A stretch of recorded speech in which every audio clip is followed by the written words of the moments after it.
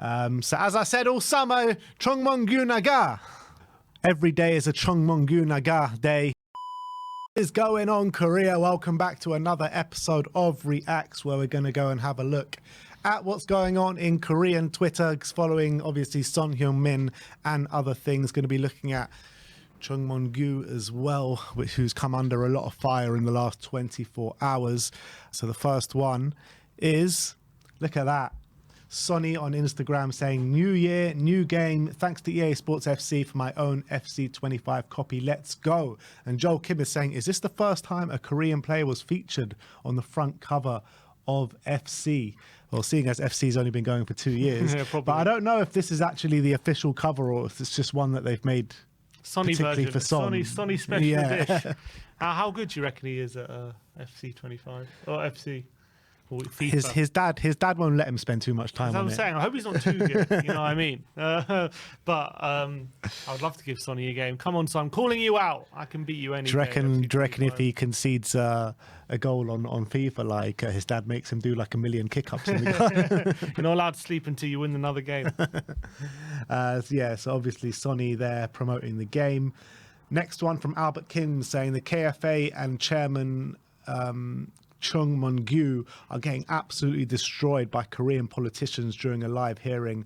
I did not expect the politicians to come out this hard against the KFA. Well, what's this all about? So there's more stuff which we'll get into about that a bit further down. But interesting. Yeah. But it looks as though Chungmonggu, and rightly so, is coming under a lot of fire right now. But we'll get into that a bit later. It's a hearing. This isn't fans. It's like this is a politicians. Thing. Yeah. So what's that? I wonder why he's been called to a hearing. We'll get into it. But this is Joel Kim. He's done a power ranking of the Koreans. It looks like the Koreans in Europe.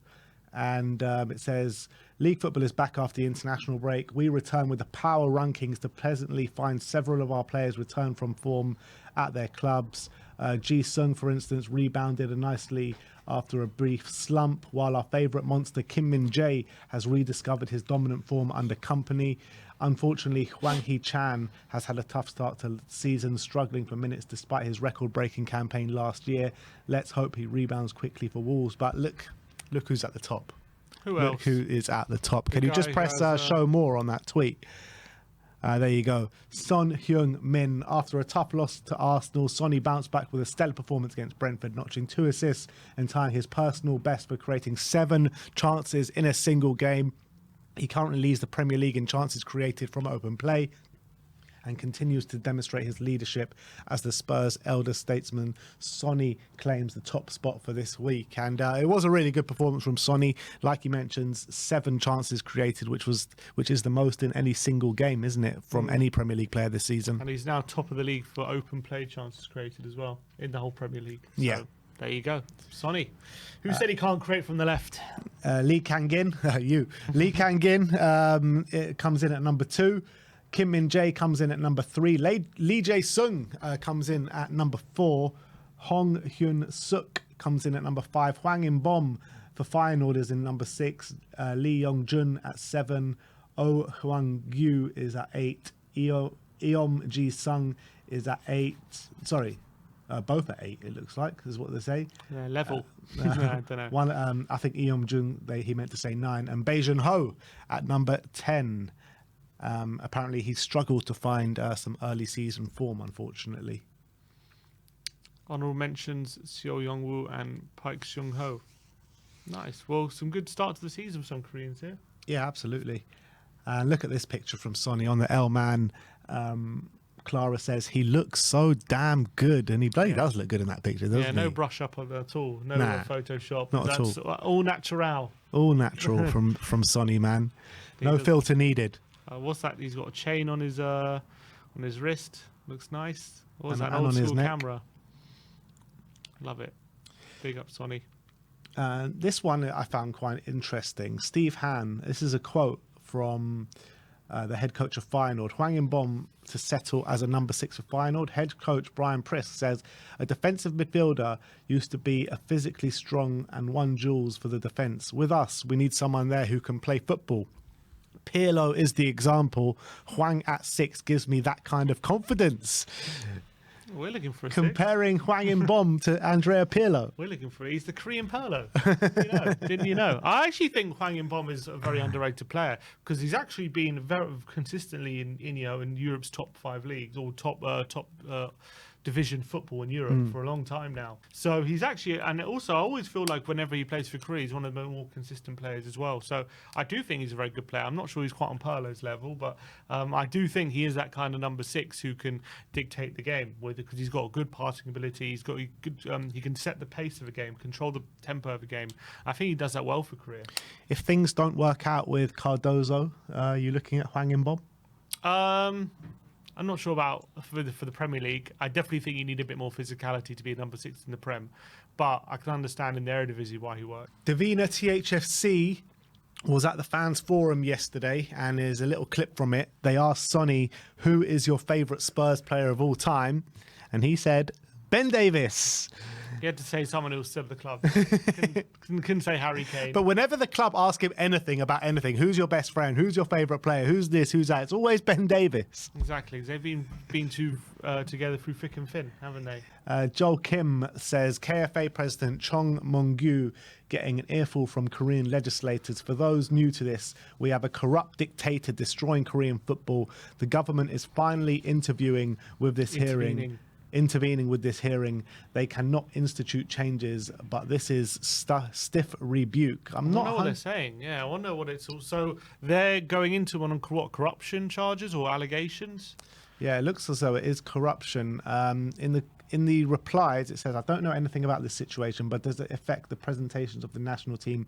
Sadly, yes, which is why as a fan base, we want him out. He's ruining the closest thing we have to a golden generation. So as I said all summer, Chung Mong-gyu naga. Yeah, I mean, but I wonder what the allegations are, or what the politicians are saying to Chung Mong-gyu. Like, is it something like a legal matter, like they could be under fire for in terms of corruption, or is it just like what a shit job he's doing it in the KFA, or a bit of both? I do want to know the context of this. Apparently, there's also, I don't know if this is part of the same thing, but a lot of managers that kind of put their cases forward to get the job, they were just not even looked at. I mean, I think they have a duty to look at every single case, or, big managers particularly that put their case forward to get the manager's job, and he just goes for his favourites basically and doesn't, put into account the actual best man for the job. He just goes for, I don't know, maybe there's money involved. I don't know. I don't know. Well, the guy they selected didn't even want the job, so at the first, until maybe he saw the pay package, maybe. But exactly. I don't know exactly what the situation is with him looking at, because surely he would just want the best man for the job, wouldn't he? You think so? You think so? So I don't know why he wouldn't look at candidates who've applied, but I'm just curious what this whole hearing is about. What's called it on? That's what I want to know. We've got some quotes from Sonny now, and this is from an interview with Gun Lee, I believe. And the first one, he's talking about competing for the Europa League, and he says, I think every competition we are in is a competition worth challenging for. To me, every competition every year is an opportunity that I want to challenge for. We're preparing well. It's a good competition, and I think we can play well in it if we take it seriously. The first step is always important. I hope we can get a good start on Thursday. I'm not 18 or 19 anymore, so every season to me is as valuable as gold. Every competition is very important and precious to me, whether it be the Europa League, the Carabao Cup, the FA Cup, or the Premier League. I'm giving my absolutely everything for every game I play. The way I prepare and the way I live every day is focused on each one of these games. I hope to rest well and condition myself well for Thursday so that I can deliver another good game and a victory for Spurs. And I think you can actually see that on the pitch, can't you? Just the amount of effort he's putting in, the amount of running that he's doing in each and every game. And, he knows he's 32 years old. He wants to get that trophy for Tottenham Hotspur. As you know, Harry Kane was here for so long, and he had to go to Bayern Munich to get that trophy. Hasn't got it yet. And he hasn't got it yet, but he doesn't want to be sitting here at the end of his career giving so many years to Tottenham with nothing to show for it. Of course. But also, he has to realise he's 32, so I feel like we have to I want to see us, which I feel like we have been doing a bit, resting him in the Carabao. I want to see him rested in Europa League as well. We need to manage him because he can't play every minute of every game, as important as he is. We need to manage his minutes so he doesn't get burnt out and so that we can still have him for the whole season. That's important. And I think it's important as well, what he's saying here is like we need to take this competition seriously, because I think Spurs have been guilty of the past of not taking the Europa League too seriously when we've been in it. Yeah, definitely. But we should be able to rest players in the group stages at least. Yeah, particularly against Karabakh Yeah. at home. He's talking about the Brennan Johnson receiving abuse on social media, and he says the situation with Brennan has been just sad, really. He's a really young player, and it's really sad when someone's feelings and performances are affected negatively by what he had to suffer off the pitch. But Brennan was able to battle it because he is someone with a strong mentality, a strong heart. He's a very, very nice kid and works harder than anyone. So I think every player was so happy to see him score and perform well today. I hope Brennan really enjoys today, and he has the happiest days anyone can have. I don't think Brennan could ask for a better captain, to be honest. Yeah, absolutely. Helping out the situation. He knows he's always going to be supportive. So, it's great quotes. And you saw how much Sonny was trying to help him on the pitch as well. When he scored, he was the first one to go and celebrate with him after the game. He was the one that went straight over to him and, checked if he was all right and tried to get him to come over to the away fans and celebrate. And even in the Brentford game as well, he was the first one to go and celebrate with him. And he's always there to put an arm over the shoulder, isn't he? Not just that, he kept trying to set him up as well for goals. And I don't think that was an accident, to be honest. And then the last quote we have is on Son battling external distractions, and he says, "There was never someone in our team who distracted us when we were working hard and training hard. We're playing for a great team, and we're playing and battling against great teams. There has been a lot of outside efforts to distract and split our team, but we should never let ourselves be affected by that. The most important thing is to keep doing what we've been doing, to train hard and work hard for victory on the pitch. I've been a professional for a long time now. I know it's always the same story. I have no intention to let myself become distracted. So I think it's important for me to set an example to the younger players so that they can also battle distraction. At the end of the day, there will always be someone distracting you. Players should never forget their efforts and their achievements. If you start doubting about what you've been working hard as a professional player, it's not only hurts you, but also hurts the team. In this situation, you have to always firmly trust yourself. I trust in this team firmly. It will be important to battle and get through this situation." Sonny has always been a model professional. He's always been one who's ignored, I would say. I'm not ignored, because I think he hears criticism and he always acknowledges it, but he doesn't let it affect him and he doesn't let it distract him from where he's going. And that's why he always, even though when he goes through bad periods of form, he always finds a way to overcome that. And, he's been so consistent for so long now. You don't have that kind of consistency if you let things distract you. Even, remember that season, the second season under Conte, where the whole season people going in on him and saying how he's finished or he's this or he's that, but then the following season, he gets 17 goals and he's back to his best. So this is a guy who's been consistent for so long, and he's the perfect person to know how to deal with these distractions. And you know what? Even within that season, when people were talking about him under Conte, he gets dropped for one game, and what happens in that game that he gets dropped? He comes on and scores a hat-trick, and that's just the nature of the man. Fighting Stripes responding to a tweet from Korean Football News. At today's National Assembly hearing, the KFA's evaluation of the national team manager candidates was unveiled. It's notably highlighted only strength for Min-jae, while focusing mainly on weaknesses for Gus Poyet and David Wagner. So these were the top three candidates, were they? David Wagner, Gus Poyet and Min-jae, yeah. That's very interesting. I think they did the right thing to avoid Poyet, but I think Wagner's would have been a really interesting appointment. And it's interesting, so they're only focusing on, so he's only focusing on the strengths of one candidate and the weaknesses of the other. That's what I'm saying. So it's not fair. It's ridiculous. It's just not fair. It's not a fair competition. And accusing him of favouritism. Yeah, exactly. And Fighting Stripes Football responded to that, saying it's looking more and more likely that the KFA did not give managers like Gus Poyet and David Wagner a fair shot at the Korean national team job. A flawed process from the start, and that goes back to Chung Mong-gyu again. I don't think it's a flawed process. I think it's more he wanted to justify his man getting in, so he did it by any means necessary, kind of thing. And by whether it be he's just going to shit on the other candidates and big up his candidate, that's what it seems.